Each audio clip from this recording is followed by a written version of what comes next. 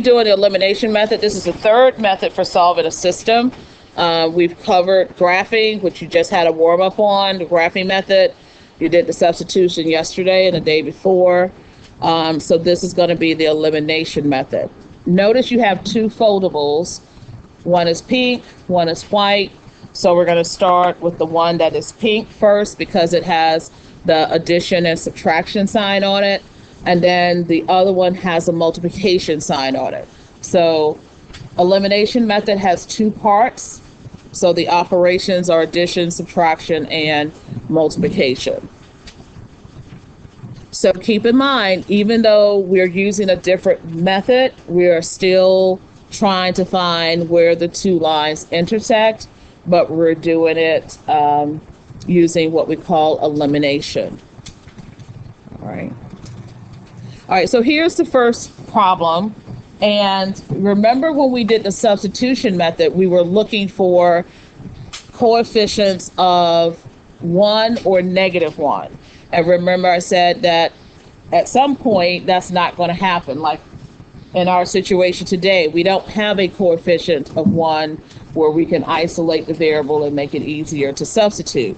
So the elimination method allows you to use it for any type of coefficient. It doesn't matter what the coefficient is. So in this case, based on the name again, we're trying to eliminate one of the variables. Just like with substitution, we were substituting. So with elimination, we're trying to eliminate. So what you're going to do is look at your variables and look at the coefficients to the variables. And you're trying to see if you have one that's the same number but opposite signs. And I do. I have a +9 and a -9. Now that's not going to happen all the time either, and I'll show you what you would have to do. But in this case, I do have one that's a positive and a negative. So I'm going to add these two together, combine them together by adding. That's why it's called addition and subtraction. These are eliminated right away. That's why it's called elimination. And then I just combine the other terms together. Okay, so this is going to give me a -7x plus 2x will give me how many x's? All right, so that's going to give me -5x. My y's are eliminated, which is what I wanted to happen.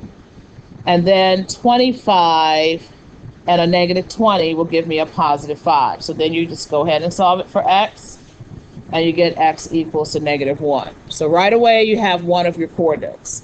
Okay, once you have one of your coordinates, then you still have to substitute, because now you got to find the value of y. It doesn't matter which one you go back to find the value of y. So if you want to choose the first one, put in x is -1, or choose the second one. It's totally up to you. So I'm just going to choose the first one.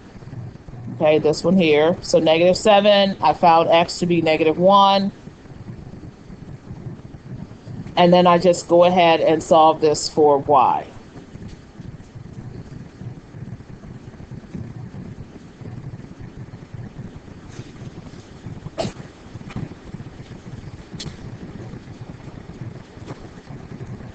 So I get the value of y is 2, and then of course your last step is to write it as your coordinate.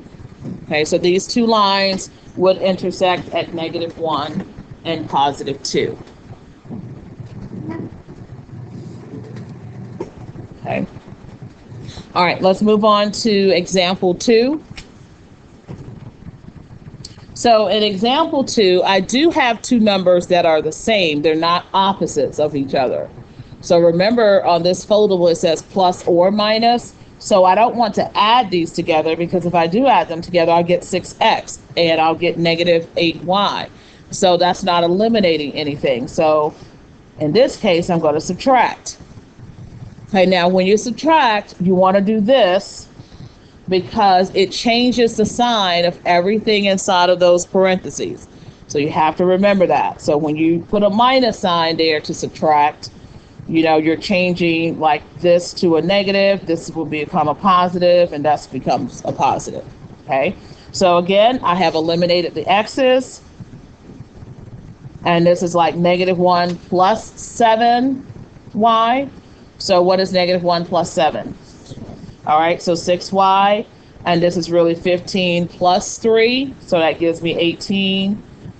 Divide, you get 3. Okay, there's my value for y. And then again, it doesn't matter which one of these you go back to find your x value. I'll just do the first one again. So 3x minus 3 equals to 15. Add 3. 3x equals to 18. So x equals to 6. And then you just write your final answer as a coordinate. Okay, now most people find the elimination method a little easier than the substitution. Okay, do you agree? Yeah, it is a little easier than substitute. Now I'm going to tell you, when we get to the second foldable with the multiplication, I'll tell you what happens if you can't just add or subtract. That's the whole point of that foldable. All right, let's move on to this one. So it looks like I already have opposite signs. I already have a -2 and a +2. So I'm going to just add them together. You only need to put a subtraction sign when you need to, change the sign of one of them. So the x's cancel out. And I end up with -11y equals to 33. So y equals -3. Okay, you're done that fast. Okay, like I said, it's pretty easy. And then I'm going to, this time, go to the second equation. 2x minus 4 times -3 equals 12. So 2x plus 12 equals 12. So when I subtract 12, I get 2x equals 0, so x equals to 0. Keep in mind, guys, 0 is an answer. Okay, a lot of times students get 0 and they think, okay, that's not an answer. It is an answer. Okay, it's a very important number. So let's do the last one. So here I have 2 4s. So I'm not going to put a plus sign. I'm going to put a what? I'm going to put a minus and put that in parentheses to know that I am changing the signs of everything. Okay, so this is going to give me 2 plus 3. So that's going to give me what? 5x, and the y's cancel. And then I end up with what at the end? A -5. Is that correct? And then divide. So I get x equals to -1. Okay. Plug that in. I'm going to do the first one. So -2 plus the 4y. Add 2. That gives me 4y equals -4. So y equals -1. So -1, -1. All right, so part 2 of the elimination method has the multiplication symbol on it, because now they're not going to automatically just cancel out for you if you add or subtract them.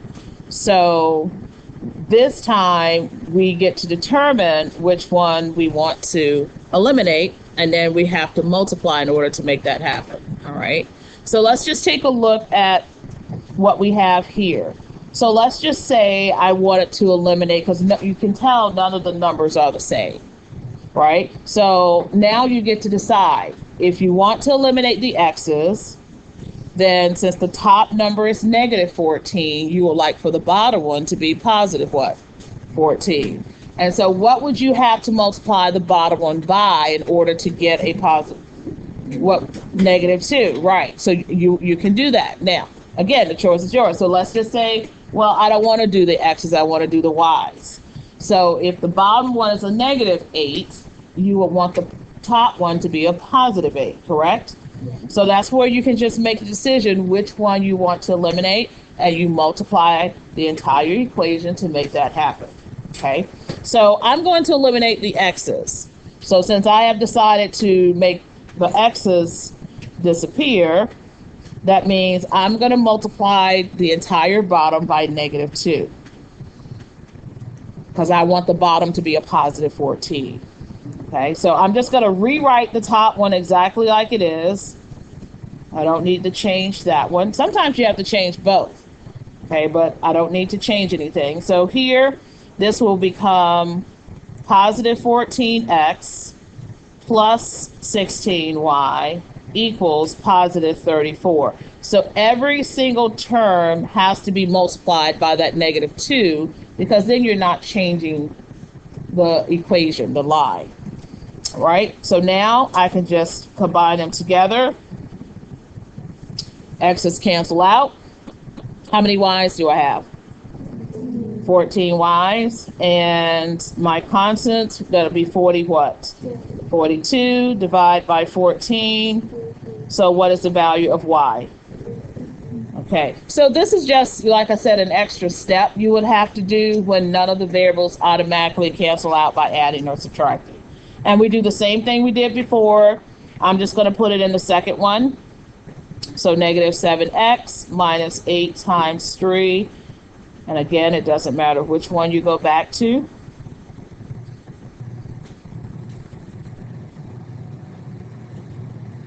So I'm going to add 24.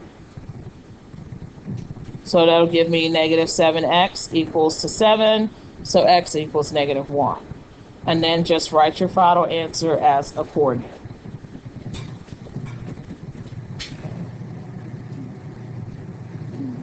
All right.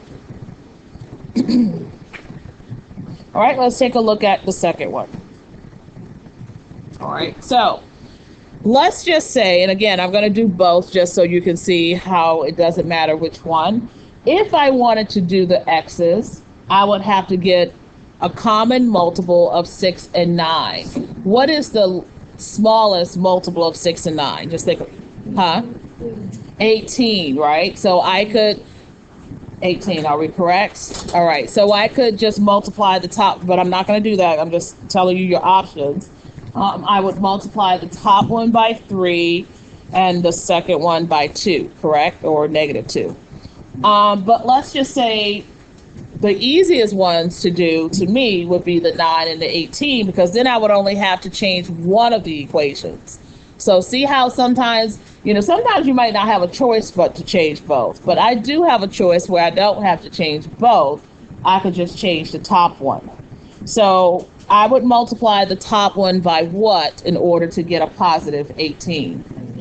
All right, I can multiply it by negative 2. Now, someone asked in the other class, can I multiply it by 2 and then just subtract? Yes, you can do that. Okay, but you can just do negative 2 and then you won't have to worry about subtracting them later.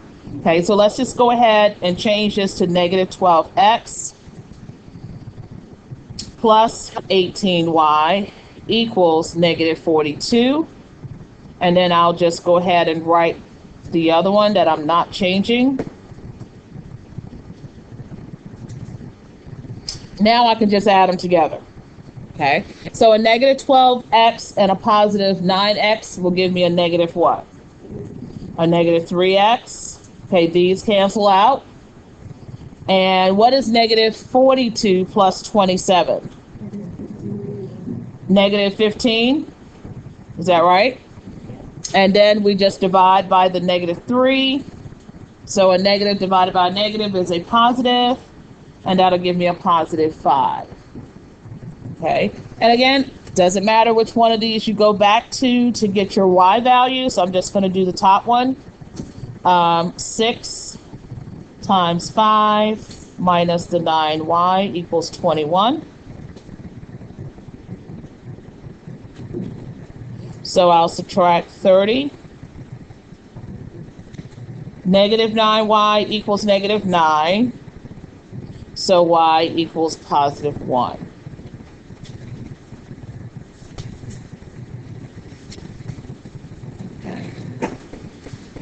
All right, any questions on that?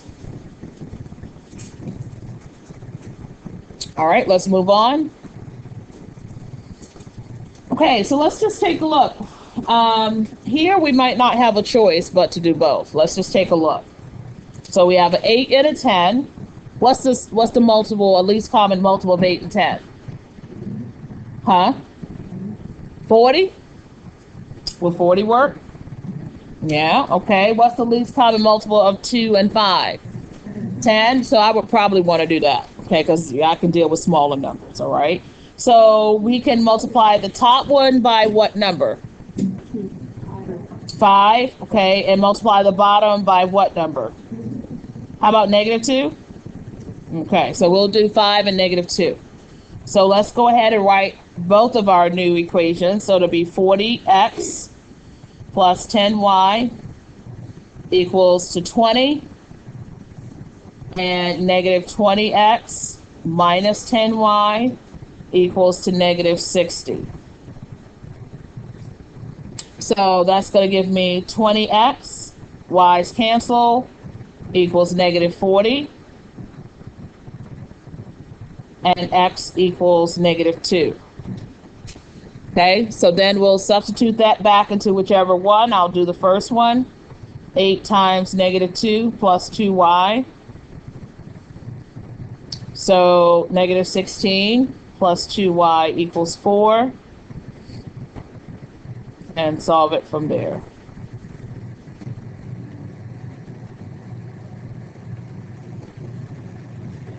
Okay, write your final answer as a coordinate, so that'll be -2, 10.